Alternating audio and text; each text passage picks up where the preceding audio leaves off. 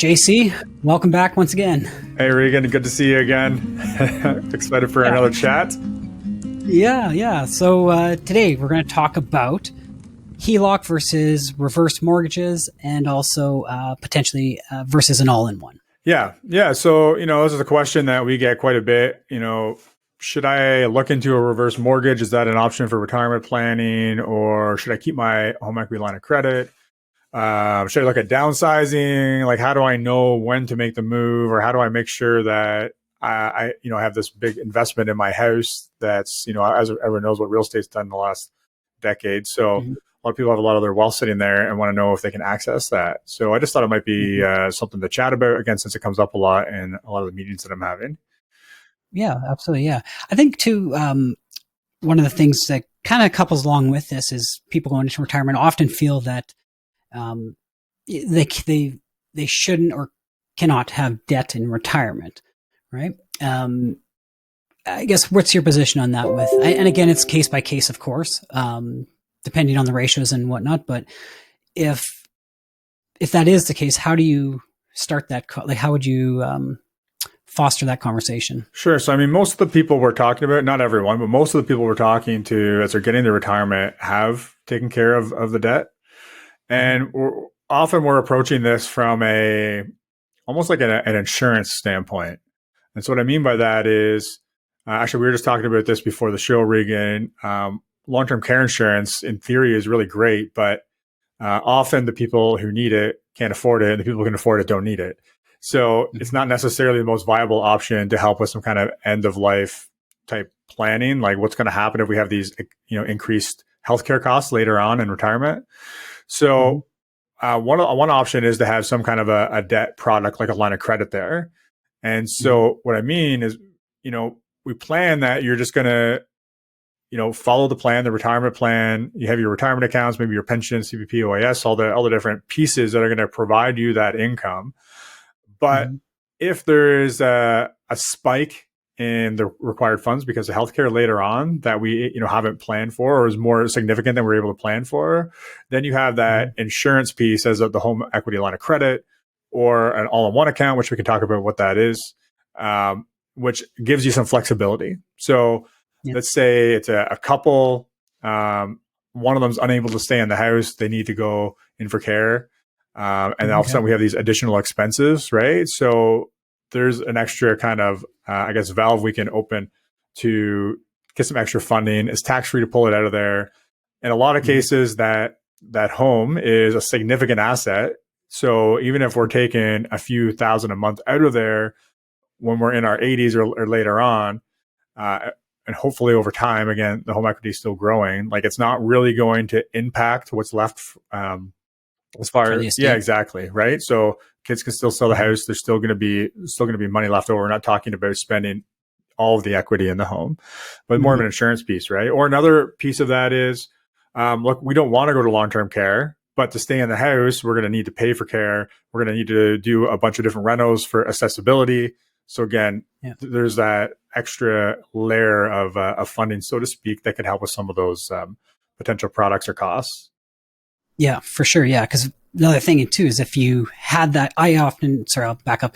If clients are approaching retirement and if they don't have like a HELOC or an all-in-one in place, I would encourage them to do so, not so that they use it, but just so it's a lot easier to qualify for it when you're working and you have a good track record.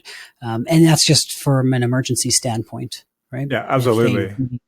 Some, because if you think about we've had it in cases in the past where the clients had said, okay, I want to give my kids 20 grand. Well, markets weren't doing so good at that particular time, right? And so use the line of credit or the HELOC, whatever the case may be, to fund that gift, if you will, or that loan to your kids. And then once we have market recovery, we can redeem that money and pay off the liability. Yeah, exactly. That's kind of what we talked about in the last episode, Regan, where we talked about moving money out of the risks kind of on a systematic basis more than we need. So we're building up some more liquid funds that aren't going to cost us a bunch of tax if we need to take a big lump sum out. But this is another way of doing that, right? It gives you that backup. You could put it on that line of credit, and then we could take out money over a couple of year period from the risk to limit the amount of taxes that are going to be payable. Yeah. Yeah. The all-in-one account, that's a interesting one. It has a bunch of features and benefits, which might be new language for some of the listeners. From your perspective, how would you explain the all-in-one to somebody who knows nothing about it? Sure. So I'd say the all-in-one kind of describes the fact that it's the line of credit, the home equity line of credit, and the bank account in one. So let's just say if we were starting at a zero balance from a bank account perspective and a zero balance from debt, this operates just like a bank account. So if someone gets their withdrawals from their portfolio, their CPP, their OAS, if they have a pension, like that could all go into that bank account. And now all of a sudden, let's just say we have 10 grand in there from all those deposits. But then let's just say we have we had to buy a car or some big expense comes up, and so we would have a positive $10,000 balance. And then let's say we spend $20,000 on a car. Now all of a sudden we have a negative $10,000 bonus or balance. And so there's no need to go into a separate account to take money out of the line of credit, move it over to the bank account to buy the car, and then we have the debt sitting separately. And here's where the advantage of that is. Other than the simplicity, the other advantage is that as soon as all my income comes in for the next month, it immediately goes on to the debt, right? So if we have another $10,000 of pension, OAS, CPP, or income, portfolio withdrawals, then our negative 10,000 jumps right back up to zero balance right away, and we're not paying interest on that. Well, after the cost of living. So if let's say they have a cost of living of 5,000, they're using that to fund it, but still they'd be now only 5,000 negative. Yeah. And it's calculated on a daily balance. So if all that money goes in, we go to a zero balance for day one, then for that 1/30th of the month, there's no interest. But yeah, the next day we spend $500 on groceries. So now we have $500 of debt in there for that day we're paying interest on. So it's just limiting the amount of interest. Now, one of the things I like about that is, and we won't get into company specifics here, there's a couple companies that do this. The ones that I'm familiar with, if it's a couple and one of the spouses were to pass away, they don't actually ask you to requalify financially. And unfortunately, in certain cases, that's not the outlook the big banks will take on that. And so if you have a home equity line of credit, one of the spouses passes away in retirement, they can make you requalify the surviving spouse, and they can do whatever they want basically with that loan. They can call it, they can turn it into a term loan. And unfortunately, it's created some situations that aren't very ideal. A lot of financial stress when, someone's also trying to grieve, right? So there's a lot going on there. So that's one of the good things I found with this option is it's not something you have to worry about as of right now. Anyway, obviously that could change. Yeah. Well, another advantage, it's more sometimes it's for accounting purposes and sometimes it could be for mental accounting purposes. Typically with the all-in-one accounts, you can set up multiple sub-accounts inside the all-in-one account. I believe some of them are even up to, I think, 99 sub-accounts that you could have in there. And so why would you want to do this? Well, let's say you lent kid one so much money or kid two so much money. You could set up different accounts that you've lent for those kids, and just that would be more of the mental accounting, I guess, just to have it separated. The second would be is if you had some sort of maybe you wanted to use some of that all in one and do a purchase on a property for a down payment for rental property. Well, now from an accounting standpoint, that liability, if you will, for that rental property is now a tax deductible event. And it's very clear and separated from the statements for your accountant to claim on your tax returns. And the reason that would be beneficial is in the event of ever being audited, it's a clear cut number. Yeah, absolutely. That's perfect example. The helping out your kids. So we have a couple clients who kids needed help for a down payment in a house or needed to buy a car, and so they didn't want to give them the money. They wanted to they still had to pay it back and put that financial independence piece on them, but they wanted to help them out. So they've done exactly that. So 30 grand out for a car. It's in that separate account. They know exactly what's owing on interest each month. And then, so the kids just pay that back. And then when they have extra money, they throw down principal. But it's just kept clear and it's easy to track. Yeah, absolutely. Another thing to keep in mind with the all-in-one. So it is backed against your equity of your house. So keeping that in mind. And when they do the evaluations of your property, because I had this recently, they don't necessarily take the market value. Like it's not the same evaluation process as your realtor might do to list it on realtor.ca, right? They'll look at things like, what area are you in? How long does it take for a house to sell?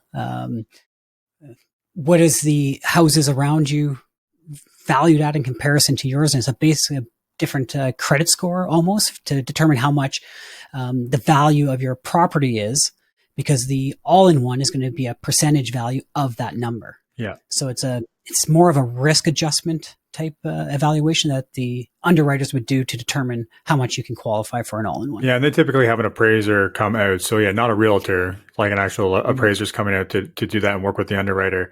And then you'll get a higher percentage of the equity in your home if you're still working and have income. Mm-hmm. And then typically, I believe it's about 50% of the equity in your home if you're retired.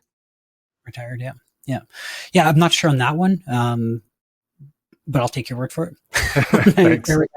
I have to look into that, but I just had that recently where the client was like, "What? My place is worth 1.5 million, and they're only evaluating it at, I think it was like 900 and some thousand." And I had to speak to some of the underwriters about this, but they basically explained that to me. And up until that point, I wasn't aware that's how the evaluation was completed. It's not just based on market value.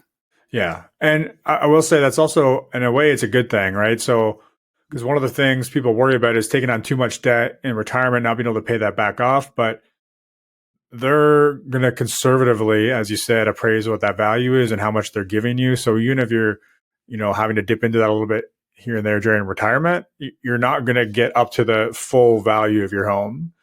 Yeah. And so, if you do sell it later on, or the kids sell it once you pass away, like there's still going to be some equity there. Yeah. It's a risk adjustment on the underwriters, and the lenders for that matter. The other thing too, keep in mind with the all-in-one is that as the principal gets paid down, the balance of what's available would go up. Yeah. So one thing I would say to that is, where the all-in-one is not for everyone is, so for people who are big spenders and you could easily get carried away on this, right? And so it definitely serves a purpose. And I don't think either Regan or I are advocating anybody taking out a bunch of debt in retirement. We're just talking about a tool to, help with your situation, given, whatever's come up, to make sure you get through without having to pay too much tax or pull money out when markets are down or not get the care you need, like kind of those scenarios. Yeah. Well, I think too, like I use it as a risk tool. Essentially, I agree. I would never encourage someone, "Hey, let's get a line of credit or a HELOC, and now you get all this money you can spend." Never the case. But I use it as an emergency tool. Yep. Essentially, that's how I would look at it. And if you look at the history of like the purpose of a line of credit is for emergency events. That's why it was created. And if I was you would have went through the CFP program around the same time as I did. We used to have to do what's called capstone courses. Yep. And the capstone course was, you got a fake file. You'd have to, do like a 60-page report on your conversations with them, the things you've learned based on their file, and the recommendations and why and everything like that. In that scenario, let's say I had a file that I was writing this essay on. If part of my recommendations were to get a line of credit for 3 to 6 months of cost of living, that would be an acceptable answer on that exam. Yeah, absolutely. Yeah, absolutely. In fact, I think that when I did my capstone course, I did need to use a line of credit, home equity line of credit. Oh, really? Yeah, to make it all work in it. It all worked great, so I got it. Yeah, that was a fun thing. Yeah. Funny. Sorry, go ahead. I was just going to say, one of the other things, we're talking about the home equity line of credit, but we haven't really talked about reverse mortgages, which is another kind of, I guess, product in this arena. Not something I've ever recommended, and I can talk a little bit about that, but I'm not sure your thoughts on it or if you've ever used them. No, I haven't. I've never recommended, or maybe I've come across one, maybe. The way that I always understood reverse mortgages, and this isn't an insult to any of our listeners, that typically it's typically there for people that didn't save enough for retirement, is how I have come to understand. And now I may be wrong, but again, I haven't spent a ton of time with reverse mortgages. Yeah, I'd say that's probably true. The other thing that I don't love about them is that there's not nearly as much flexibility as the line of credit. You can't just pay it back very easily. You're usually taking some kind of a lump sum, or you're taking some kind of an income. And so, yeah, it's kind of, you're right. It's like replacing that income for people who don't otherwise have it, but kind of forcing that debt on you a little bit. Whereas the all-in-one account or the home equity line of credit is going to give you that flexibility. Like if you need it, it's there, but you don't have to take more than you need and start paying interest on something you don't need right now. And you can just pay it back whenever you feel like paying it back as well, right? So that's why I really like the flexibility of those options more than the reverse mortgage. Yeah. Like I said, I don't believe it's a popular tool that would be widely used. Like 14 years of doing this, like I said, maybe I've come across one in my career. So having multiple conversations a day about people's finances and not seeing it would tell me that it's not that popular of a tool.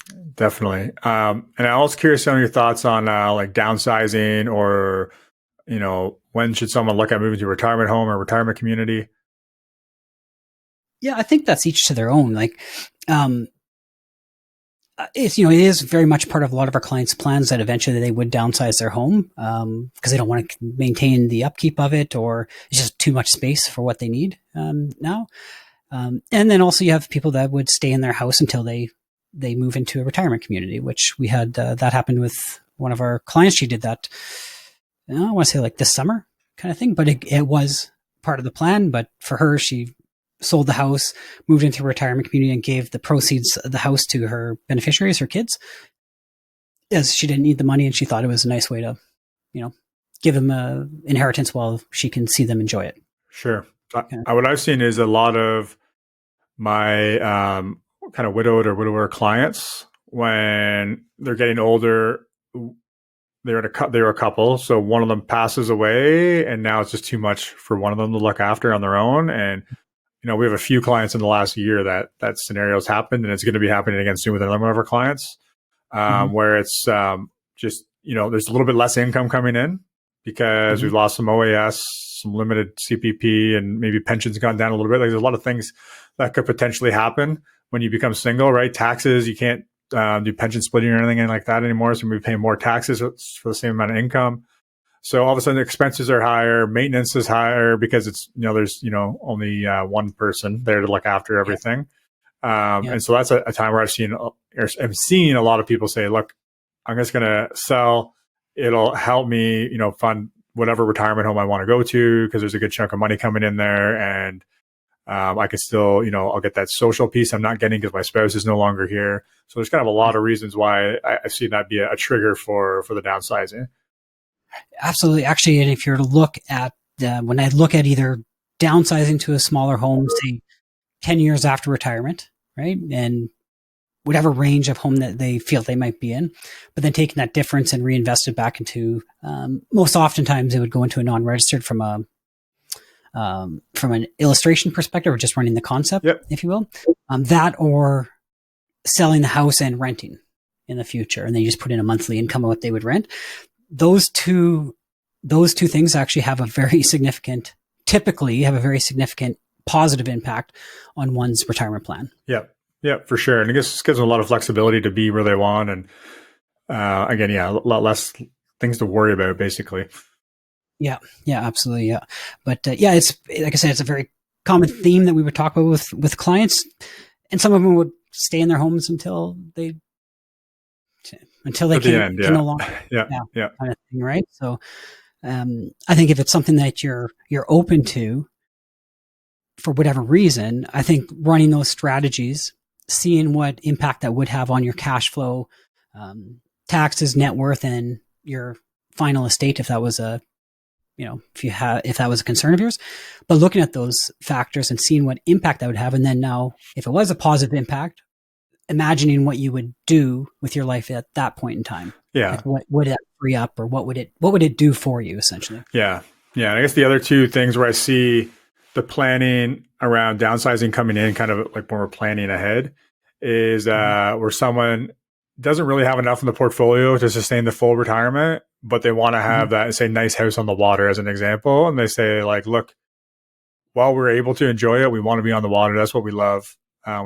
And we know that at a certain point, we're not going to be able to look after this place anyway to the same extent. And we're going to want to be closer to town or whatever that scenario is. So we just want to build it into our plan that nice place on or that nice place on the water, we're going to sell it. And then we're going to use that to then buy, a cheaper house in town or whatever it is. Yeah. Yeah. And, for most people, their primary home is their biggest investment for the most part. Not everybody, of course, but for a significant portion of Canadians, that's going to be one of their bigger investments. And if it's part of their retirement plan, as you're explaining there, then I think that's perfectly fine. It's how you want to enjoy it. So yeah. And then maybe the last thing I would warn about planning for downsizing retirement is, especially here, I'm not sure all across Canada, maybe you could speak to this a bit, Regan, but I mean, around Peterborough, GTA, like by the time you sell your house, you pay the realtor fees, you pay the land transfer tax. There's not a lot of extra cash flow coming in to go from a bigger house to a smaller house necessarily. Right. Yeah. Right. Yeah. So that's just the one thing. If you're expecting to have a great big windfall because you're going from a big house to a small house, that depending on where you are, it may not be. Yeah, very true. Yeah. Yeah. Being in Edmonton, Alberta, obviously our cost of living or our price of houses is significantly less than where you're at. So let's say you're going from an $800,000 place to a $450,000 place. Depending on the situation, there might not be a ton of trade-offs actually in between those two. It might be the size of the place or the location and or how new it is. Yeah. Yeah. So it just depends what you'd be looking for, I guess. But exactly. Yeah, all right. Well, cool. I think we're hitting that 20-minute mark. So I think that's good today. And perfect. I think that's good. A lot of good tips around how to use maybe debt or downsizing in retirement. And I'm looking forward to chatting again next month, Regan. Yeah. And as always, to our listeners, the stuff we talk about here are very, it shouldn't be understood as go get a line of credit and use it. We're not encouraging that, but we're just basically talking about, the different uses, positive uses that you could have with HELOC or an all-in-one. Absolutely. Thanks for the disclaimer, Regan. All right. All right, man. Take care. We'll talk to you later. And for our listeners, we look forward to talking to you next month.